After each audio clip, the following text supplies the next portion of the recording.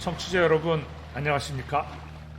깊어지는 삶의 질문들에 지혜의 빛을 비춰보는 시간, 100년의 독서 새날입니다. 여러분, 오늘 하루 평안하셨습니까? 혹시 오늘 누군가에게 화를 내지는 않으셨는지요? 혹은 누군가의 욱하는 감정 때문에 가슴을 쓸어내리지는 않으셨습니까? 바야흐로 지금은 격노의 시대입니다. 겸손포를 했던 어떤 대통령이 격노를 자주 했다고 하죠. 운전 중에 시비, 층간소음, 길거리에서의 묻지마 범죄까지 우리 사회 곳곳에서 분노가 임계점을 넘어 폭발하고 있습니다. 다행히도 우리 곁에는 이렇게 끓어오르는 마음을 진단하고 다스려주는 훌륭한 현대 심리학의 멘토들이 있습니다. 소아청소년 정신과 전문의 오은영 박사님은 오늘날 우리가 이토록 자주 욱하는 이유를 감정 발달의 부재에서 찾으십니다. 인간의 감정 발달은 최소 20년 이상 걸리는 긴 과정인데 우리 사회가 그동안 고도의 압축 성장을 겪으며 과정보다는 결과와 성과만을 중시해왔기 때문이라는 것이죠. 그 결과 불안이나 속상함 같은 세부적인 감정들을 섬세하게 소화하지 못한 채 실타래처럼 꽉 뭉쳐둔 부정적 감정을 한순간에 욱 하고 폭발시켜 버린다는 것입니다. 오 박사님은 이렇게 말씀하십니다. 욱하는 감정의 원천은 바로 나 자신이며 내 안에서 소화되지 않은 감정을 남에게 전가할 권리는 그 누구에게도 없다고 말입니다. 김경일 박사님의 처방은 아주 더 명쾌하고 실용적입니다. 인지심리학자이신 김경일 박사님은 인간의 의지력은 지갑 속의 현금처럼 총량의 법칙을 따른다고 하죠. 직장이나 가정에서 스트레스를 견디며 나의 의지력을 다 써버리고 나면 마치 지갑에 든 돈처럼 우리는 화가 났을 때 스스로를 제어할 수 있는 브레이크를 잃어버리게 된다고 합니다. 반면 감정이라는 것은 총량의 법칙을 따르지 않고 무한히 전염되기 때문에 감정이 폭발하려는 위기의 순간에는 무조건 그 장소를 3분만 도망치라고 조언합니다. 6초도 좋고 6분도 좋고 3분도 좋죠. 어쨌든 그 순간을 피하라고 하는 겁니다. 두 발로 걸어 도망치는 그 짧은 3분의 시간만이 걷잡을 수 없는 감정으로부터 심리적 경계선을 만들어준다는 정말 놀라운 뇌과학적 통찰입니다. 이처럼 현대 정신의학과 심리학은 우리의 마음을 해부하고 당장 일상에서 실천할 수 있는 응급처치법을 제공합니다. 나의 내면을 직면하라는 오 박사님의 따뜻한 성찰과 3분만 자리를 피하라는 김경일 교수님의 명쾌한 행동 지침만으로도 우리는 어제보다 더 나은 오늘을 살 수 있을 것 같습니다. 그런데 여러분, 여기서 한 가지 본질적인 질문을 던져보고 싶습니다. 이렇게 과학적이고 실용적인 현대의 처방전이 존재함에도 불구하고 우리는 왜 굳이 2000년 전 고대 로마의 철학자 세네카가 낡은 양피지에 남긴 문서 분노에 대하여 of Anger를 다시 펼쳐 들어야만 할까요? 오늘 100년의 독서에서는 이 두 훌륭한 박사님의 조언을 가슴에 품고서도 우리가 세네카를 다시 읽어야만 하는 이유를 천천히 이야기해보려 합니다. 우리가 세네카를 읽어야 하는 첫 번째 이유는 분노라는 감정의 파괴성을 바라보는 시야의 확장에 있습니다.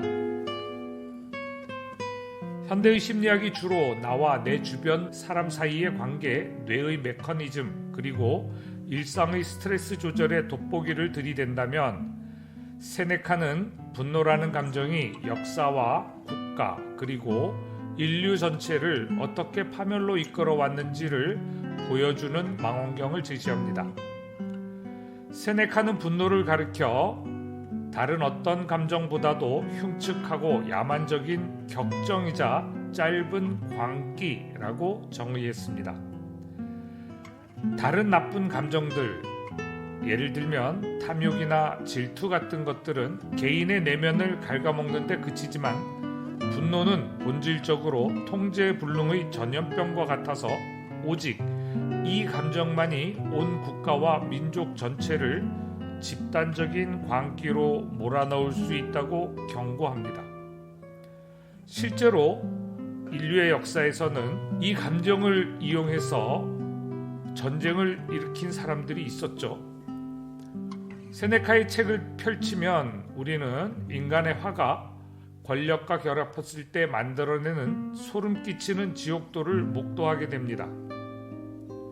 페르시아의 캄비세스 왕은 자신이 취하지 않았음을 증명하겠다며 충신의 어린 아들 심장에 화살을 쏘아 죽이고, 마케도니아의 알렉산더 대왕은 자신에게 직언을 한 가장 친한 친구를 창으로 찔러 죽입니다.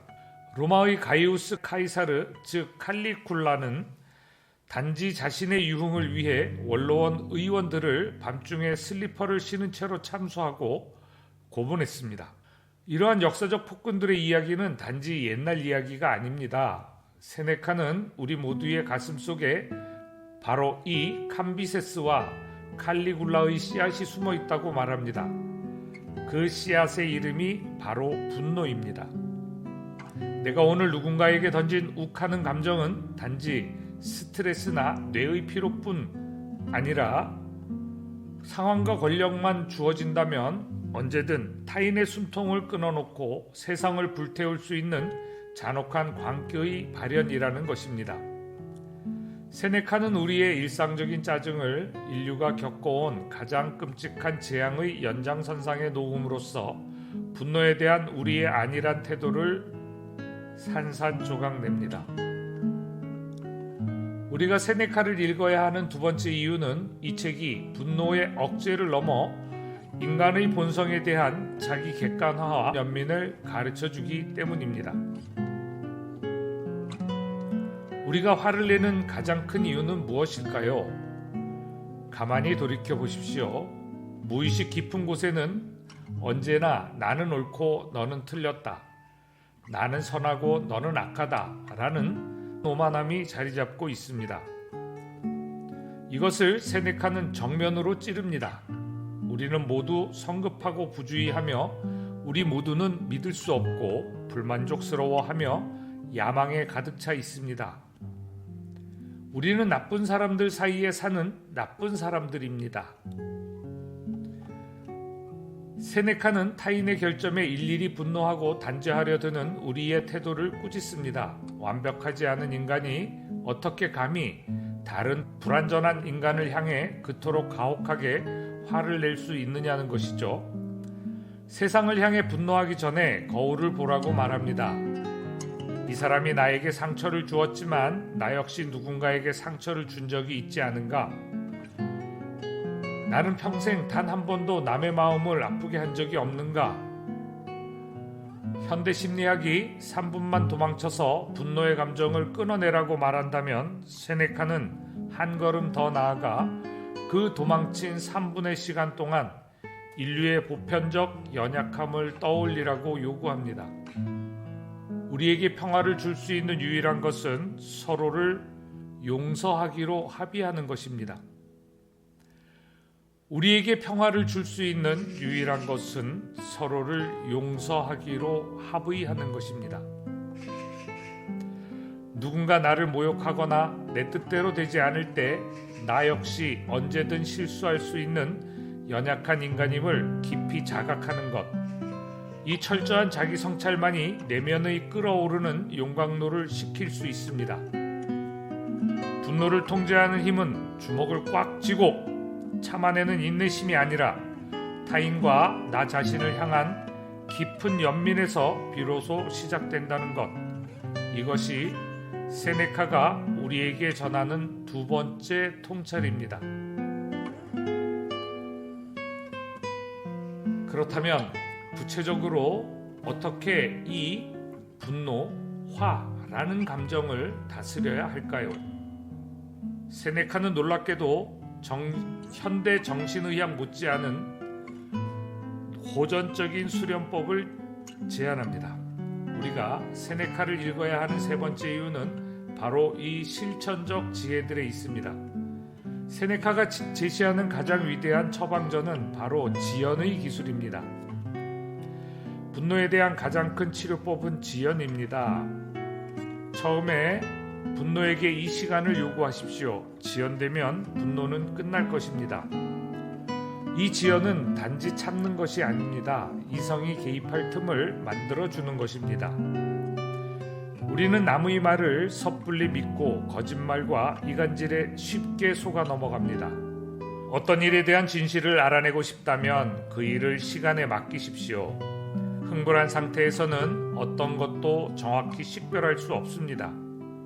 화가 났을 때는 그 어떤 판결도 내리지 말고 처벌을 유보해야 합니다. 심지어 철학자 플라톤조차 자신의 노예에게 화가 났을 때 손을 치켜든 채로 스스로 멈추어 서서 나는 지금 화가 났으므로 나 자신을 벌하고 있다며 이성이 돌아올 때까지 행동을 지연시켰습니다. 또한 세네카는 영혼을 맑게 유지하기 위해 매일 밤 자기 자신을 재판하는 습관을 강조합니다. 하루 일과를 마치고 방에 불이 꺼진 고요한 밤, 세네카는 스스로를 법정에 세우고 하루의 모든 언행을 복기했습니다. 오늘 너는 어떤 나쁜 습관을 고쳤는가? 너는 왜 그 논쟁에서 그렇게 공격적으로 말했는가? 다음부터는 진실을 말할 때 상대가 그것을 받아들일 수 있는지 살피도록 해라. 매일 밤 스스로의 영혼을 점검하고 성찰하며 잠자리에 드는 사람의 수면이 얼마나 달콤하고 평화롭겠습니까? 화를 내는 원인을 남에게서 찾지 않고 하루의 끝자락에 자신을 가만히 들여다보는 이 스토아 철학의 숭고한 훈련법은 바쁘게 쫓기듯 살아가는 현대인들에게 잃어버린 영혼의 평정심을 되찾아 줍니다. 청취자 여러분, 이제 우리는 이 책이 담고 있는 가장 무겁고 위대한 마지막 메시지를 남겼습니다. 오은영 박사님과 김경일 박사님의 조언이 있는 현대사회에서 우리가 세네카를 읽어야만 하는 가장 결정적이고 마지막 이유, 그것은 세네카가 죽음 앞에서의 평등과 삶의 유한함을 통해 우리의 영혼을 깨우기 때문입니다. 현대의 심리학이 어떻게 하면 오늘 하루 화를 내지 않고 대인관계를 원만하게 유지할 것인가? 라는 실용적인 질문을 던진다면 세네카는 우리에게 묻습니다. 인간으로 태어나 이 짧고 덧없는 삶을 어떻게 가치 있게 살다 갈 것인가? 세네카의 호소를 한번 들어보십시오. 마치 우리가 영원히 살 것처럼 태어나서 누군가에게 분노를 선언하며 우리의 짧은 인생을 낭비해야 하겠습니까? 죽음은 곧 가장 격렬하게 다투는 두 사람을 갈라놓을 것입니다. 그렇습니다. 미워하고 다투고 상처를 주고 원수를 갚기엔 우리의 인생은 너무나도 짧습니다. 우리가 직장에서 인정받지 못했다고, 길에서 누군가 나를 불쾌하게 했다고, 배우자나 자녀가 내 뜻대로 되지 않는다고 내지르는 그 분노, 우주의 광활한 시간과 머지않아 다가올 죽음의 관점에서 보면 그 모든 것은 길거리에서 개구리나 개미들이 벌이는 다툼처럼 하찮고 덧없는 일입니다. 세네카는 묻습니다. 주인이여, 당신은 왜 노예에게 화를 냅니까? 노예여, 당신은 왜 주인에게 화를 냅니까? 후원자여, 고객이여, 왜 서로에게 화를 냅니까? 조금만 기다리십시오. 보십시오. 당신들 모두를 평등하게 만들어줄 죽음이 다가오고 있습니다. 우리가 감정을 다스려야 하는 궁극적인 이유는 단순히 심혈관 건강을 지키거나 원만한 사회생활을 하기 위해서가 아닙니다. 이 짧고 귀중한 인생의 시간들을 타인을 고문하고 세상을 향해 지저대는데 낭비하지 않기 위함입니다. 살아있는 동안 인간답게 서로를 사랑하고 관용을 베풀고 숭고한 내면의 평화를 누리며 살아가기 위해 우리는 감정을 다스려야 합니다.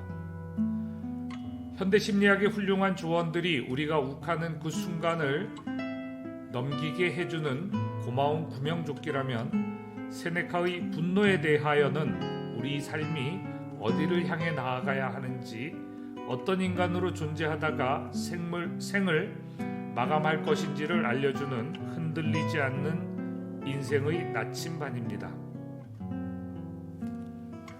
청취자 여러분, 오늘 밤 거울 속 여러분의 얼굴을 가만히 들여다보시길 바랍니다. 혹시 미움과 분노로 일그러져 있지는 않습니까? 그 얼굴의 긴장을 풀고 2000년 전의 현자가 보낸 편지를 가슴에 안아보십시오. 짧은 인생 더 많이 사랑하고 더 넓게 용서하는 하루가 되시기를 진심으로 기원합니다. 100년의 독서 새날이었습니다. 편안한 하루, 편안한 밤 보내시기 바랍니다.